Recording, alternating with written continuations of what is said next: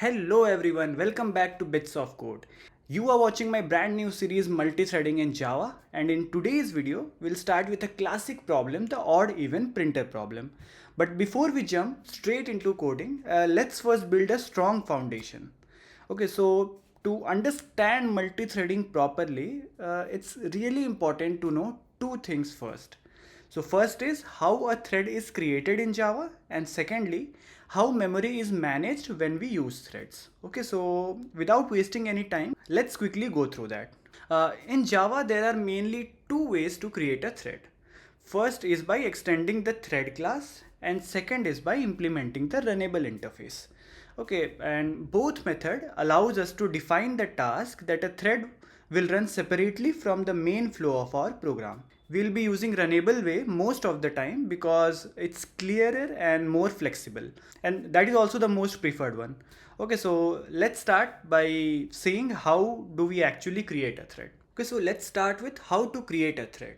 So creating a thread in Java is a 6-step process. So the first step is create a class with desired name, custom thread. So you can pick up any name. I picked up the name custom thread.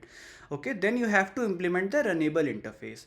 Public class custom thread implements runnable. Okay, and then override the run method of the runnable interface. So runnable interface, it has a run method inside it. Since you are implementing that interface, you will have to override that particular run method.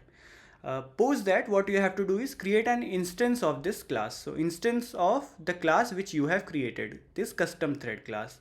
So custom thread equals to new custom thread, basic Java. Okay, and then post that you have to pass this to the constructor of thread class. So this thread is inbuilt class in java.util package.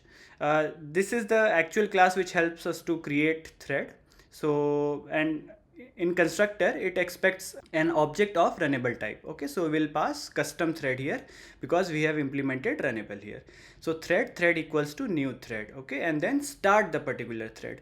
So we start any thread by using the start method of the thread class. Okay, so thread dot start, and it will start the thread. Now let's see what happens when we actually write thread dot start. Okay, this is our main method. Okay, so when you start running a Java program, by default a single thread is created, and that thread is responsible for running all the body whichever is present inside the main method. Okay, so whatever you have written inside the main method, that will be executed. Now inside the main method, suppose you have written this particular line. Okay, so to start a thread, so you have written a line to start a thread. As soon as thread.start is executed, what will happen is a new thread will be spawned. Okay, and once this thread will be spawned, what will it start executing? So it will start executing the run method which you have overridden here. So that is why this run method is called the heart of the thread. Okay, so whatever run method body you have written, you have implemented, that will start executing, and more importantly that will start executing in parallel to this main thread. Okay, so now initially we had one thread. As soon as we write thread.start, we have two threads, and whatever is present inside the run method, that gets executed. Okay, and also if you create another thread, suppose you create a separate object and then write thread1.start or thread2.start, right? So what happens is again second thread will be spawned, and what it will be responsible for? It will responsible for whatever logic that is present inside that particular thread's run method. Okay, so all of this will run in parallel. So this is how you create a thread. Okay, now let's move forward and see how memory sharing happens in thread. So you'll often hear about two important things when we deal with threads. Okay, so first is synchronized keyword. So which helps us to lock a section of code so only one thread can enter at a time.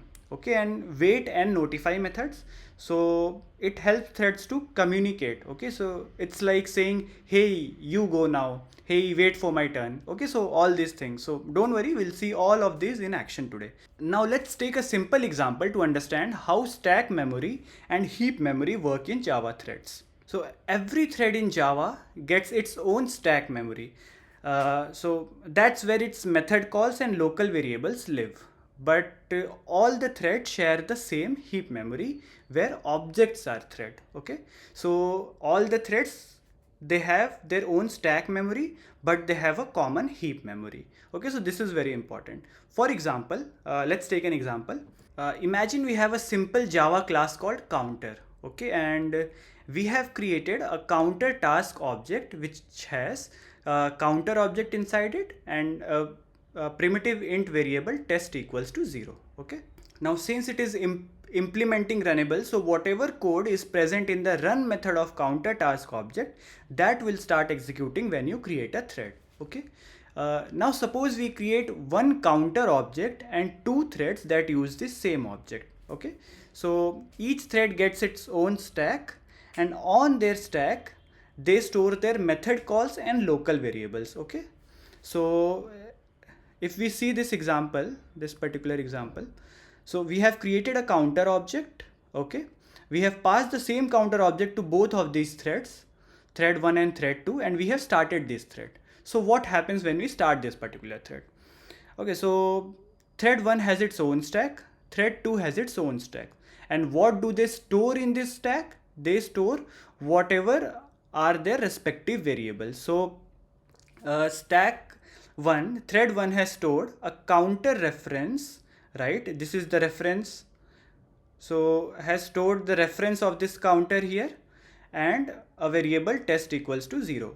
For thread 2 stack, it has also stored a counter reference and test equals to 0. So when the thread actually runs, they are working on their own stack memory. Okay, they have a reference, a pointer sitting on their own stack. However, the actual counter object lives in the shared heap memory. Okay. Okay, so when T1 does counter dot plus plus and T2 also does counter dot plus plus, they are both modifying the same counter variable at the same time. Okay, so if we don't control access properly, weird things can happen here, right? So for example, suppose thread 1 is incrementing counter from 0 to 1.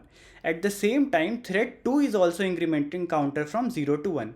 Ideally, what it should be? One of the threads should increment the counter from 0 to 1, and then another will come, then 1 to 2. But since they are working parallelly, they both can access the same counter object at the same time, and both are incrementing. So final value even after incrementing what will it be? It will be count equals to 1, but correctly it should be count equals to 2, right? So this is the type of problem that we happen when we share memory using heap. Okay, and that's the only way we can share memory between threads, using the heap, and this is the problem that we encounter in. Okay, that is why in multi-threading, when threads share data through the heap, you must be very careful. You'll always need synchronization to avoid strange bugs. Okay, now let's talk about two very important methods in Java multi-threading. Okay, wait and notify. So imagine you are in a coffee shop. You place your order and sit at a table. Okay, so you are here, you have placed your order and you sit at a table.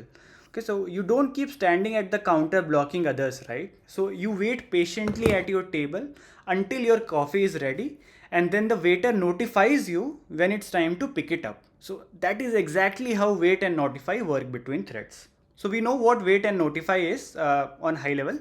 Now let's take another example and understand synchronization. Okay, so imagine a bunch of people standing around a single door waiting for their turn to enter a room. So if there's no control over who is allowed to open the door, right, or shout, hey, it's your turn, hey, it's my turn, it would be complete chaos, right? So people might shout at the wrong time, some might miss their chance of entering the door. If multiple people enter the door, the system becomes totally unpredictable. Now let's take this simple example of a room where a bouncer is standing outside the room, and this bouncer is responsible for providing lock to all the persons who try to enter this particular room. Now suppose if P1 wants to enter the room, it will acquire the lock, it will take the key from bouncer, it will enter the room, he'll do whatever he wants to do in that room, and then he will come out, hand over the lock to the bouncer, and then move aside. So only the person inside the room has the capability to release the lock, right? Other person can't open this lock. Only the one who has acquired the lock, that is person 1, can again release that lock and give that key to someone else, right? After P1 has entered this room, P1 needs P3 to perform some task. So this is a storage that we have in room. So P1 wants something from P3, which will only be kept once P3 enter the door, keep that thing, then only P1 be able to use it. Okay. So till that time, what will P1 do? So what P1 does, P1 comes out of the room, waits until P3 goes inside and does the work. So that is how wait works. Okay, so it is waiting for P3 to perform its task.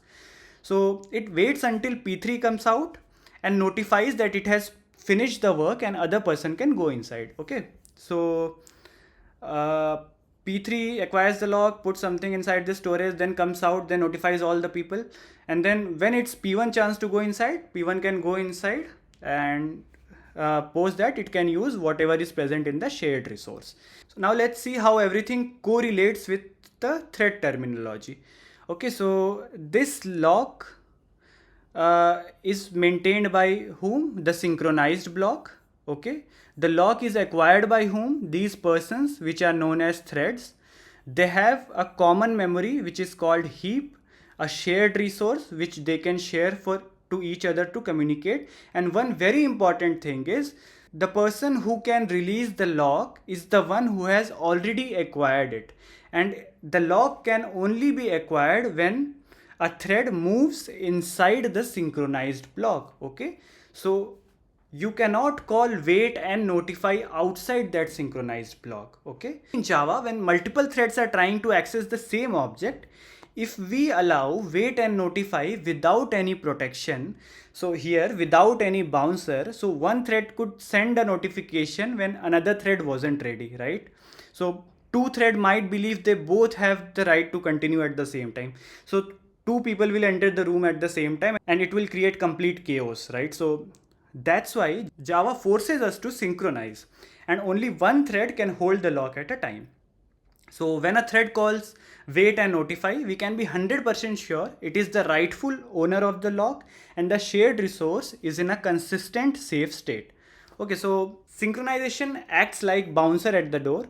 Only one thread allowed inside to either wait or notify, making everything orderly and predictable. So in short, if there is no synchronization, everyone shouting randomly at a crowded gate. Okay, and with synchronization, only one person inside the gate managing who enters and who waits. Okay, now alright, enough theory. Now let's dive into the fun part. Let's solve the odd even printer problem together. Okay, so the problem here is we have to create two threads and make sure one thread prints odd numbers from 1 to 9 and other thread prints even number from 2 to 10. Okay, and it would be better if we print it like this, so it will be more clear, right? 1 printed by odd printer, 2 printed by even, 3 printed by odd, and so on. So we'll make two threads. One thread will name odd printer and another thread will name even printer. Okay, so what should be the approach of this? Let's think about it. Okay, suppose you have one thread T1 and another thread T2, right? How can thread share memory? By storing something on the heap. So suppose they have a counter stored here. Counter's value starts with 1. Now both the threads are running parallelly. Okay, so thread 2 will go, thread 2 will check what is the value of counter. If value of counter is odd, what will it do? It will keep on waiting, right? And if the value of counter is even, then what it will do? Then it will print, right? After printing, what it will do? It will increment the counter, right? And then it will notify all other waiting threads. Like now all the threads, you can go and you can check what the value of counter is, and if you want to print, you can print it. So this is what T2 will do. Okay, so T2 is responsible for printing even numbers. Now T1 is responsible of printing odd numbers. So what T1 will do? T1 will also go to counter, it will check. If it is odd, it will print it, but if it is even, then it will wait, right? If it is odd, then it will perform print. After printing, what it will do? It will also increment, and post that it will notify all other threads, like go check the value of counter, and if you want to print it, you can print it, right? So let's dry run this. So initially value of counter is 1, T1 is here, T2 is here. T2 goes and check what's the value of 1 is. Sorry. What the value of counter is? Value of counter is 1. So it will wait. T1 goes, T1 checks what the value of counter is. It is 1. It is odd. So it will print. Okay, so our output will have 1. 1 by odd printer. It will print it, and post that it will increment the counter from 1 to 2. And after incrementing, what it will do? It will notify all other threads. So it will notify T2, like you can go now and check what the value of counter is. So T2 will wake up from the waiting state. It will go and check what the value of counter is. Value of counter is 2, which is even. So T2 will also print it, right? Even printer. And after printing, what T2 will do? T2 will increase the counter to 3. And after increasing the counter to 3, it will again notify all other threads, whoever are in waiting state. Like you can go and check if you want to print or not. Okay. So now again T1 will come. T1 will check. It is 3. It is odd. Then it will print, and again it will, after incrementing the counter to 4, it will notify T2. And similarly 4 will be printed, and so on, and at last 10 will be printed if we want to print till 10. Okay, so this is how the approach is.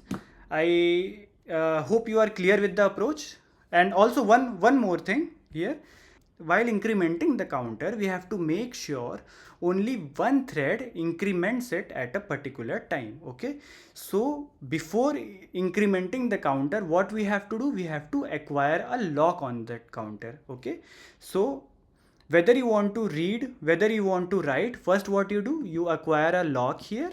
Okay, and after acquiring the lock, you check whether it is odd or not, whether it is even or not. Okay, so for acquiring the lock, what will we use? We will use synchronized keyword. So let's see all this in action in our IDE. Okay, so now let's start coding. So let's start by creating our shared class. Okay, so which will be responsible for sharing our counter variable. Okay, so shared class, it will have a variable counter which will start from 1, and let it and also limit till which I want to print the particular odd even number. Okay, so let's generate constructor for this max value, and post that let's generate getter and setter for these two. Okay, let's also create a print function inside this itself. Okay, so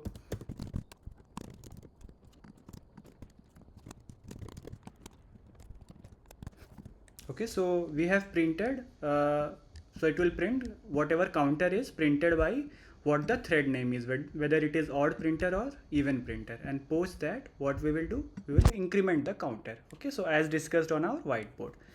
Okay, now let's create two classes, one for odd printer and another for even printer. Okay, so again I will write some code, and then I will explain you why I have written those code.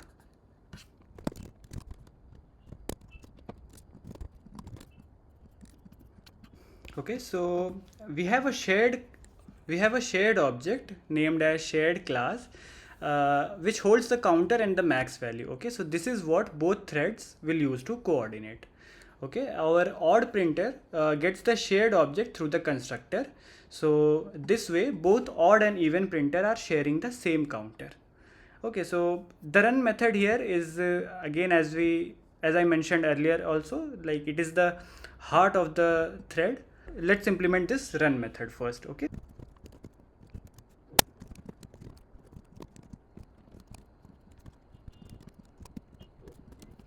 Okay, now let's understand this. Okay, so we synchronize.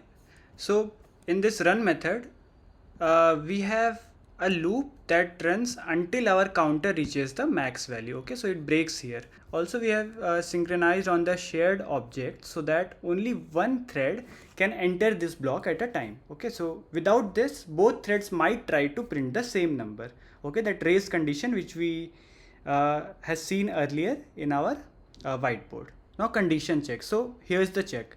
So the odd printer is checking if it is not my turn, that is if counter is even, then I am the odd thread. Okay, then, and also if value of counter is less than the max value which whatever is specified. So that means I will wait. Okay, so it pauses this thread and releases the lock which it has acquired on shared class. So it will wait until it is odd printer's turn, until the counter becomes odd. Okay, so here what it does, here it checks if it is my turn and we haven't reached the end, I print the number using shared class dot print. Okay, so it hasn't reached the end, so what it will do, it will print using shared class dot print, and post that it will notify all other threads to go and have a look at the counter. Okay, so now let's create even printer. Even printer will exactly be the same, the only difference will be this particular waiting condition for that. Okay, so let's go ahead and create even printer. Okay, so this is the code I have written for even printer. Here also everything is same, only constructor name is changed and the condition to wait is changed. So if the counter is odd, okay, so at that time this even printer, this particular thread will wait, or else it will go ahead and print it. Okay, so let's go ahead and implement our main class. So in main class we'll have a object of shared class, and let's print number till 10. Okay, now let's create two threads. Thread 1 equals new thread. What it will require odd printer. Okay, and it already has shared class object, and let's name it as odd printer. Okay, let's go now and create an even printer, and let's name it even printer. Now let's go ahead and start these threads.